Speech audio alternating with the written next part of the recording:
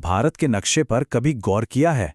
यहाँ दो पर्वत श्रृंखलाएं हैं जो बहुत ज्यादा दूर तो नहीं है, लेकिन उनकी किस्मत में जमीन आसमान का फर्क है। एक हमेशा हरियाली और बादलों से घिरी रहती है और दूसरी बेचारी बस सूखी और तपती रहती है। तो ये कहानी है इन्हीं दो पहाड़ों की।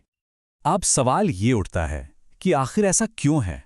मतलब मॉनसून तो एक ही है, देश भी एक ही है, तो फिर ऐसा कैसे हो सकता है कि एक पहाड़ को इतनी बारिश मिले कि वो जन्नत बन जाए और दूसरे को इतनी कम कि वो रेगिस्तान जैसा हो जाए? चलिए आज इसी ज्योग्राफिकल मिस्ट्री को सुलझाते हैं। सबसे पहले तो ये देखते हैं कि ये फर्क आखिर है कितना बड़ा। पश्चिमी घाट में कुछ जगहों पर सालाना 900 सेंटीमीटर तक बारिश होती है और अरावली रेंज में 50 सेंटीमीटर से भी कम। ये कोई छोटा मोटा अंतर नहीं है, ये जमीन आसमान का फर्क है और हमारी आज की पड़ताल का फोकस यही है। इस पूरी कहानी का जो हीरो है ना, वो है हमारा पावरफुल साउथ वेस्ट मॉनसून। यही वो ताकत है जो पूरे भारत में जिंदगी देने वाली बारिश लेकर आती है।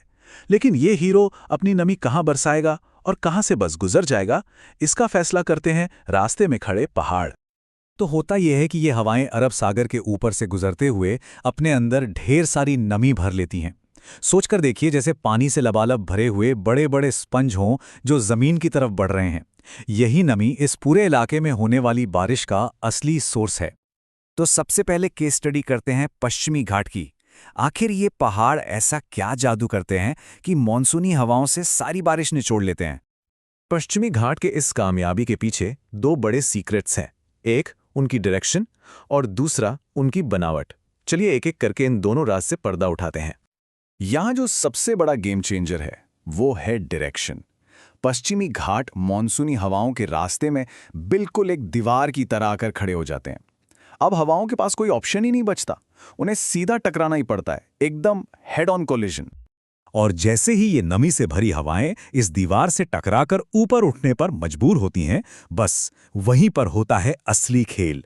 साइंटिस्ट से कहते हैं ओरोग्राफिक अपलिफ्ट। आसान भाषा में समझें तो हवा जितनी ऊपर जाती है उतनी ठंडी होती जाती है, और ठंडी हवा ना ज्यादा पानी अपने अंदर नहीं रख पाती, तो अपनी सारी नमी बारिश बनाकर नीचे गिरा देती है। और इस प्रोसेस का नतीजा ये कि कुछ इलाकों में साल में 900 सेंटीमीटर तक की जबरदस्त बारिश हो जाती है। यही दिखाता है कि पश्चिमी घाट बारिश को कैप्चर करने में कितने एक्सपर्ट हैं। चलिए अब रुख करते हैं अपनी कहानी के दूसरे किरदार की तरफ, यानी अरावली रेंज। हमें यह समझना है कि आखिर अरावली से गलती कहाँ हो जाती है। यहां आते ही पूरी कहानी 180 डिग्री घूम जाती है। अरावली की जो दिशा है वो मॉनसूनी हवाओं के पैरेलल है, मतलब हवाएं पहाड़ों से टकराती ही नहीं, वो तो बस उनके साइड से आराम से निकल जाती हैं, जैसे कोई रोकने टोकने वाला ही ना हो। और इसका अंजाम क्या होता है? सिंपल है, वो ओरोग्राफिक अपलिफ्ट वाला प्रोसेस शुरू ही नहीं हो पाता। जब हवा ऊपर उठेगी ही नहीं तो ठंडी कैसे होगी, और जब ठंडी नहीं होगी तो बारिश भी नहीं होगी। नमी से भरे बादल आते हैं और बिना एक बूंद पानी गिराए ऊपर से निकल जाते हैं। लेकिन बात सिर्फ दिशा की नहीं है। एक तो अरावली दुनिया की सबसे पुरानी पर्वत श्रृंखलाओं में से है। लाखों सालों में घिस-घिस कर इनकी ऊंचाई काफी कम हो गई है। फिर जब तक मॉनसूनी हवाएं यहां तक पहुंचती हैं, वो पहले ही अपना ज्यादातर पानी कहीं और बरसा चुकी होती हैं, और जो थोड़ी बहुत नमी बच भी जाती है ना, उसे यहां की तेज गर्मी भाप बनाकर उड़ा देती है। मतलब एक के बाद एक कई सारी प्रॉब्लम्स।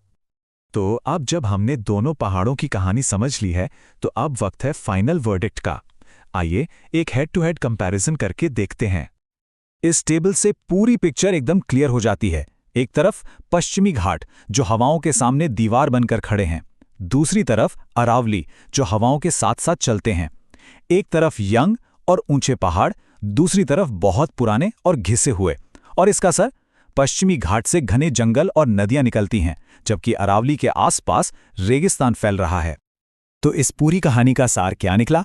यही कि भूगोल में ऊंचाई मायने रखती है, बिल्कुल रखती है, लेकिन जब बात बारिश की हो तो ऊंचाई से भी ज्यादा जरूरी है सही दिशा में खड़ा होना।